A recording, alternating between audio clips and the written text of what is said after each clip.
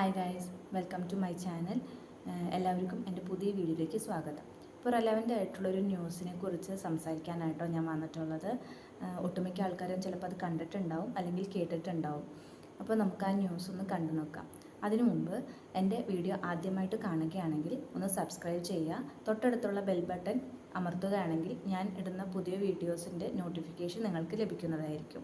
ഒരുപാട് ആളുകൾ എൻ്റെ വീഡിയോസ് സബ്സ്ക്രൈബ് ചെയ്യാതെയാണ് കാണുന്നത്. നിങ്ങൾ സബ്സ്ക്രൈബ് ചെയ്ത് കണ്ടാൽ എനിക്ക് സപ്പോർട്ടും ആയിരിക്കും. ഞാനിടുന്ന പുതിയ വീഡിയോകൾ നിങ്ങൾക്ക് കാണാനുള്ള അവസരവും ലഭിക്കുന്നതായിരിക്കും. ആ വാർത്ത ഒന്ന് കണ്ടു നോക്കാം.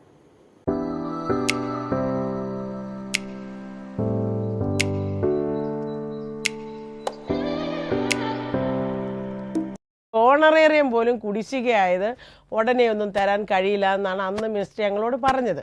ഞങ്ങൾ മിനിസ്റ്ററെ ആദ്യത്തെ ദിവസം 10-ാം തീയതി സമരം തുടങ്ങിയ ദിവസം മിനിസ്റ്റർ ഞങ്ങൾ നിയമസഭയിൽ പോയി കണ്ടു. അന്നേരമാണ് പിറ്റേന്ന് ഓഫീസിലേക്ക് വരാൻ പറഞ്ഞത്. പിറ്റേന്ന് നമ്മൾ നിയമസഭയിൽ വെച്ച് തന്നെയാണ് കണ്ടത് മിനിസ്റ്ററെ. അപ്പോഴും പറഞ്ഞത് ഞങ്ങൾ പരിഗണിക്കാം, പക്ഷേ ഇപ്പോൾ ഉടനെ ഒന്നും പറ്റത്തില്ല, വളരെ സാമ്പത്തിക പ്രതിസന്ധിയാണെന്നാണ് പറഞ്ഞത്. പിന്നീടാണ് 14-ാം തീയതി NHM ഡയറക്ടറേറ്റിലേക്ക് ഒരു മീറ്റിങ്ങിന് വിളിച്ചു. അവിടെ ചെന്ന് ഈ വിഷയങ്ങളെല്ലാം ഞങ്ങൾ വിശദമായിട്ട് പറഞ്ഞു. അപ്പോൾ അവിടെ വന്നിരിക്കുന്ന സ്റ്റേറ്റ് മിഷൻ ഡയറക്ടർക്കും ഫൈനാൻസ് ഡയറക്ടർക്കും ഒന്നും പരിഹരിക്കാൻ പറ്റുന്ന പ്രശ്നമല്ലല്ലോ നമ്മൾ മുന്നോട്ട് വെച്ചിരിക്കുന്നത്. നമ്മൾ മുന്നോട്ട് വെച്ചിരിക്കുന്നത് സർക്കാരിൻ്റെ നയപരമായ തീരുമാനം എടുക്കേണ്ടുന്ന വിഷയമാണ്. അപ്പോൾ നമ്മൾ പറഞ്ഞു ഇവിടെ പരിഹരിക്കാൻ കഴിയത്തില്ലല്ലോ, അപ്പം മിനിസ്റ്റർ ഞങ്ങളെ വിളിക്കട്ടെ എന്ന് പറഞ്ഞു. അങ്ങനെയാണ് 15-ാം തീയതി മിനിസ്റ്റർ വിളിക്കുന്നത്. പക്ഷേ വിളിച്ചിട്ട് നമ്മളോട് ഈ പാരാദൂരങ്ങളെല്ലാം പരാധീനതകളെല്ലാം പറഞ്ഞിട്ട് പറയും നിങ്ങൾ സമരം അവസാനിപ്പിച്ച് പോകണം എന്നുള്ളതാണ് എൻ്റെ അഭിപ്രായം. അപ്പോൾ നിങ്ങൾ കേട്ട് കാണുമല്ലേ, കുറച്ച് നാളുകളായിട്ട് ആശാപ്രവർത്തകർ സമരത്തിലാണെന്നുള്ള കാര്യം.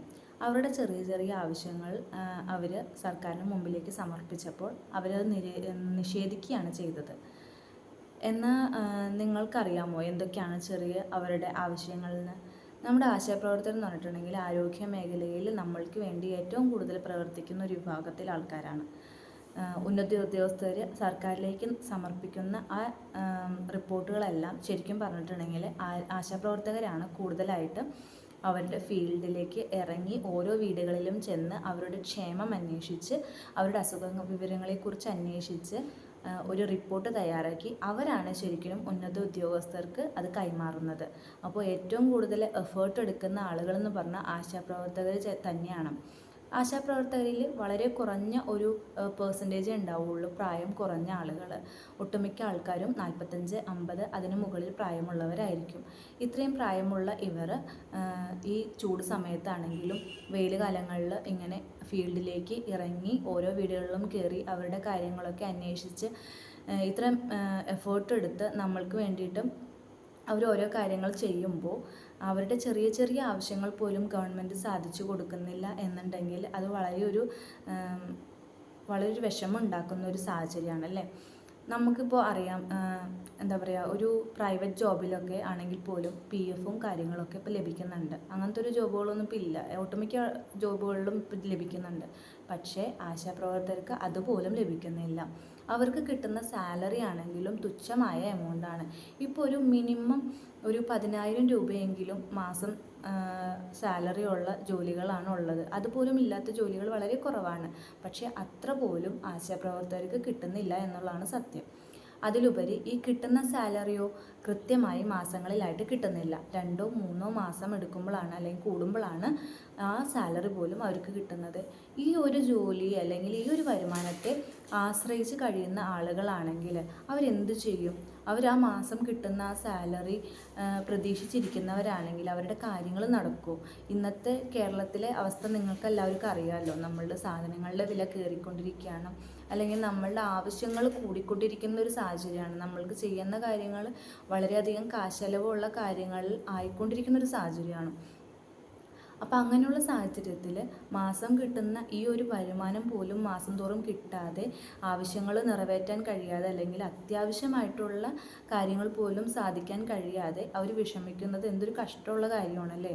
അതുകൊണ്ടാണ് അവർ ഈ ഒരു സമരത്തിലേക്ക് ഇറങ്ങി പുറപ്പെട്ടത്. എന്നിട്ട് അവരുടെ ആവശ്യങ്ങൾ ഉന്നയിച്ചിട്ട് പോലും സർക്കാർ അത് നടപ്പിലാക്കി കൊടുക്കാൻ തയ്യാറാകുന്നില്ല എന്നുള്ളതാണ് അതിലേക്കാളേറെ വിഷമം ഉണ്ടാക്കുന്ന ഒരു കാര്യം.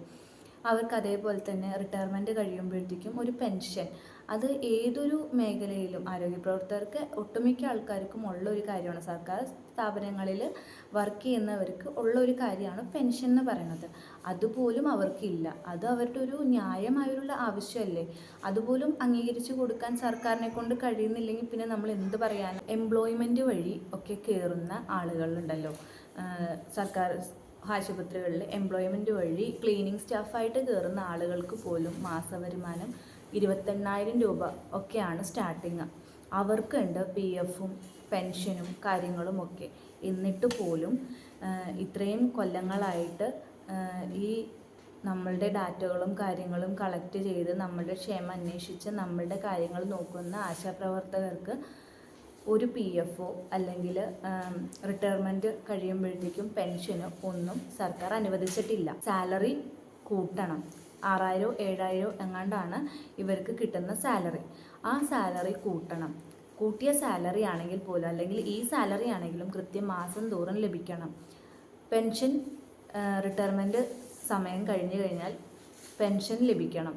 ഇങ്ങനെയുള്ള ചെറിയ ചെറിയ കാര്യങ്ങളാണ് ഇവർ ഈ സമരത്തിലൂടെ സർക്കാരിനെ അറിയിക്കുന്നത്.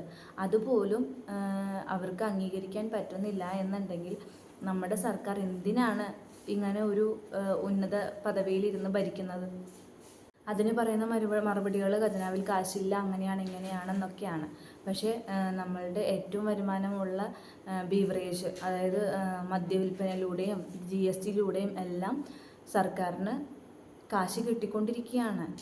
അവർ ദിനം പ്രതി ഫീൽഡ് വർക്ക്, അതായത് ഓരോ വീടുകളിലും കയറി ഓരോ കാര്യങ്ങളും ചോദിച്ച് അവർക്ക് ആവശ്യമുള്ള കാര്യങ്ങൾ അവരെ കൊണ്ട് പറ്റാവുന്ന രീതിയിൽ ഹെൽത്തിലേക്ക് വിളിച്ചറിയിച്ച് അതിനുള്ള സഹായങ്ങളൊക്കെ ചെയ്തു കൊടുത്ത് ഇവരിങ്ങനെ നടക്കുമ്പോൾ, വെയിലത്തിങ്ങനെ നടക്കുമ്പോൾ അവർക്ക് കിട്ടുന്നത് എന്താണ്?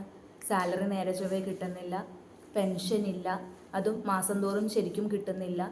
അവരുടെ അനുഭവങ്ങൾ അവർ നമ്മളുടെ അടുത്ത് അല്ലെങ്കിൽ സമരത്തിലൂടെ സർക്കാരിനെ അറിയിക്കുമ്പോൾ അത് ഇങ്ങനെ പുറന്തള്ളിക്കളയുന്ന ഒരു മനോഭാവം അത്ര നല്ലതല്ല എന്നാണ് എൻ്റെ അഭിപ്രായം. അതേപോലെ ഡെങ്കിപ്പനി എന്തെങ്കിലുമൊക്കെ വന്നു കഴിഞ്ഞാൽ പരിസരത്ത് പോയി അന്വേഷിക്കുകയും അവർക്ക് വേണ്ടിയിട്ടുള്ള കാര്യങ്ങളൊക്കെ ചെയ്തു കൊടുക്കുകയും, അതേപോലെ ഗർഭിണികളുടെ ക്ഷേമം വിളിച്ചന്വേഷിച്ച് അവരുടെ കാര്യങ്ങളൊക്കെ നോക്കുകയും, അതേപോലെ കിടപ്പ് രോഗികളുടെ കാര്യങ്ങൾ പാലിയേറ്റീവുകാരെ വിളിച്ചറിയിച്ച് അവർക്ക് ആവശ്യമുള്ള കാര്യങ്ങളൊക്കെ ചെയ്തു കൊടുക്കുന്നത് ആശാ വർക്കേഴ്സാണ്. അപ്പോൾ നമ്മളറിയാത്ത ഒരുപാട് കാര്യങ്ങൾ നമ്മൾക്ക് വേണ്ടി അവർ ചെയ്തു തരുന്നുണ്ട്. അപ്പോൾ നമ്മൾ തീർച്ചയായും അവരുടെ ഒപ്പം നിൽക്കേണ്ടത് അത്യാവശ്യമാണ്. അപ്പോൾ നിങ്ങളും ഇതേപോലെ നിങ്ങളുടെ അഭിപ്രായങ്ങൾ അറിയിക്കുക. നമ്മളുടെ പ്രതികരണത്തിലൂടെ സർക്കാരിന് അവർക്കൊരു ഇത് ആനുകൂല്യങ്ങളൊക്കെ നടപ്പിലാക്കി കൊടുക്കാനുള്ളൊരു മനസ്സുണ്ടാവുകയാണെങ്കിൽ അതൊരു വലിയൊരു കാര്യം തന്നെയാണ്. നമ്മളെപ്പോലുള്ള സാധാരണക്കാർ ഇങ്ങനെയുള്ള കാര്യങ്ങളിൽ പ്രതികരിക്കാത്തത് കൊണ്ടാണ് കൂടുതലും സർക്കാരിന് അവരുടേതായ ഒരു നയം സ്വീകരിക്കുന്നത്. നമ്മൾ പ്രതികരിക്കണം. ഇങ്ങനെയുള്ള ചെറിയ ചെറിയ കാര്യങ്ങൾ പോലും സർക്കാരിന് സാധിച്ചു കൊടുക്കാൻ പറ്റുന്നില്ല എന്നുണ്ടെങ്കിൽ പിന്നെ നമുക്ക് എന്ത് പറയാനാണ് പറ്റുക? ഈ ഒരു കാര്യത്തിൽ എൻ്റെ അഭിപ്രായം ഇതാണ്. നിങ്ങളുടെ അഭിപ്രായം എന്താണെന്ന് കമൻറ്റിലൂടെ അറിയിക്കൂ കേട്ടോ.